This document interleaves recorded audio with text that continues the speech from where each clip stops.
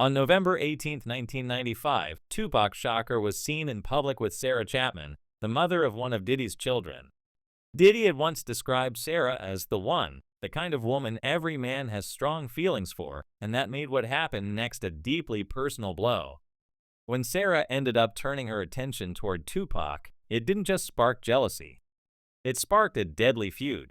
The entire situation became even darker when, years later, in the federal trial involving Diddy, it was revealed by a former LAPD officer that Diddy allegedly paid $1 million to have Tupac killed.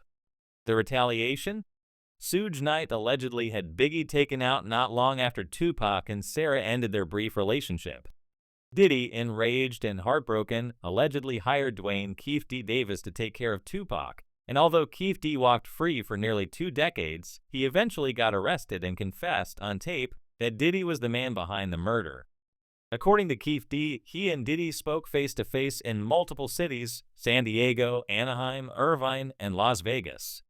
When asked directly which city the murder plot was discussed in, Keefe D said it happened in all of them. He made it clear, the plan to eliminate Tupac came directly from Diddy. He didn't act alone either. In his confession, Keefe D said the hit was carried out quickly, all sparked by the moment Tupac appeared to reach for a weapon. Keefe D described how, when they pulled up alongside Tupac and Suge Knight in Las Vegas, Tupac was acting like he was in a parade, hanging out the window waving. But once he started reaching for something, they opened fire. This explosive confession hit the news quickly and shook the hip-hop world. Even 50 Cent commented, sarcastically saying he needed therapy for always saying the wrong things and implied that Diddy may have had Tupac killed. Meanwhile, Diddy found himself confronted in interviews, including an infamous Breakfast Club interview where the subject came up. Though Diddy dismissed the murder allegations as nonsense, his reaction was tense. He even said that years ago, he would have flipped out over being asked such a thing, but now he respectfully dodged the question, calling it baseless. But police records and ongoing investigations paint a different picture. A new wave of evidence was being unearthed. In updated legal filings, Diddy's name appeared no fewer than 77 times.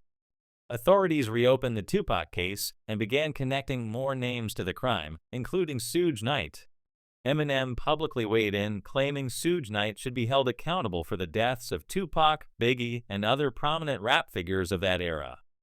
According to LAPD Detective Russell Poole, Suge may have orchestrated Tupac's murder to prevent him from leaving death row records. Poole believed Suge then manipulated investigators by blaming rival gang members, specifically the Crips. This theory raises the question, who's the most famous Crip Suge could pin this on? Snoop Dogg's name eventually surfaced, mostly due to his long-standing Crip affiliations and his complicated relationship with Tupac. Snoop even admitted he was supposed to be in the BMW with Tupac the night he was killed, but didn't go because of tensions with him. He said they hadn't been on good terms after an interview in which Snoop said he liked Biggie and Puffy's music and wanted to work with them. That statement offended Tupac, who felt betrayed.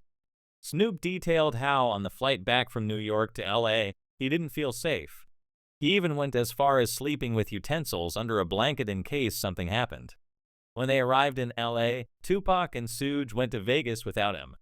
Snoop's absence on that trip turned out to be life-saving.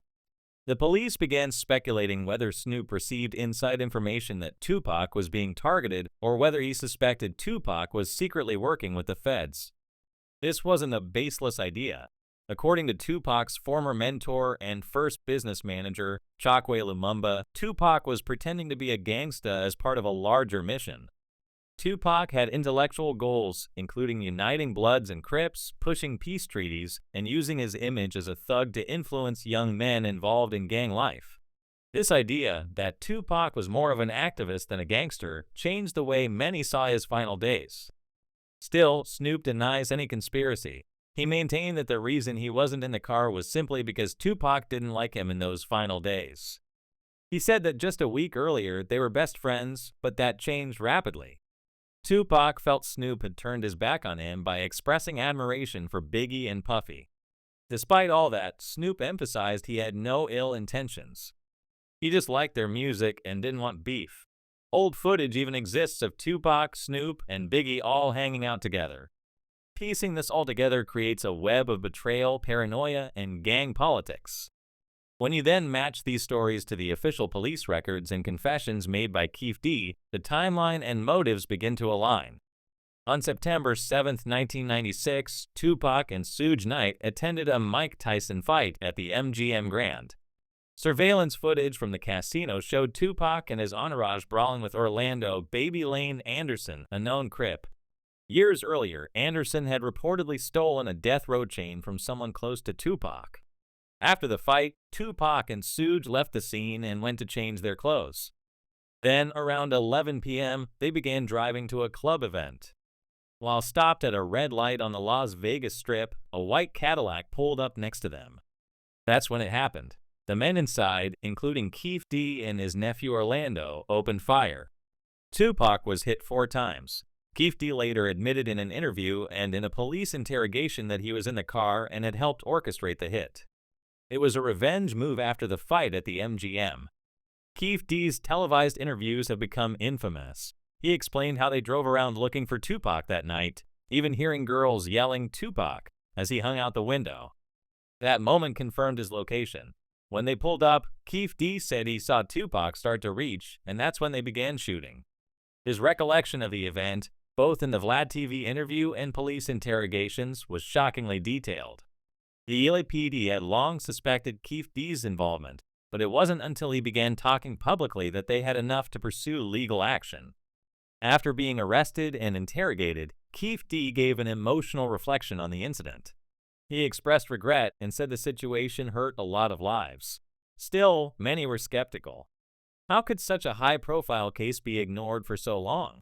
And why confess now? This is where the story takes a Hollywood turn. Some believe Tupac never actually died. In 2010, rapper Trey gave an interview claiming he had worked closely with Tupac. After the interview, when the camera was supposedly off, Trey was overheard saying, "Last time I saw him, he was in Cuba." This led to a viral video showing a man who looked remarkably like Tupac in Cuba. Fans began speculating wildly that Tupac had faked his death and escaped. Even Suge Knight has fed into the mystery. In multiple interviews, he cast doubt on Tupac's death. He once claimed that when he left the hospital, Tupac was awake, alert, and joking. That statement clashes with police reports that claim Tupac was in a coma upon arrival. Years later, Suge repeated the same thing, that Tupac was fine in the hospital, raising more eyebrows. If Tupac was really unconscious, how could they have been laughing and talking? The timeline didn't make sense, and Suge refused to fully explain. Some believe that the chaos following Tupac's shooting was a distraction, that the police or even powerful industry figures helped him disappear. Others believe Suge knows far more than he's ever admitted. After all, he was the only other person in the BMW that night. Ultimately, whether you believe Tupac was murdered in cold blood by rival gang members under Diddy's orders, or whether you think he faked his death and fled to Cuba, the story remains one of the most tangled and mysterious sagas in hip-hop history. Between Keefe D's confession, Snoop Dogg's last-minute decision not to ride in that car, and the countless contradictions in police reports and interviews, the truth about what really happened that night in Las Vegas is still as debated now as it was nearly 30 years ago.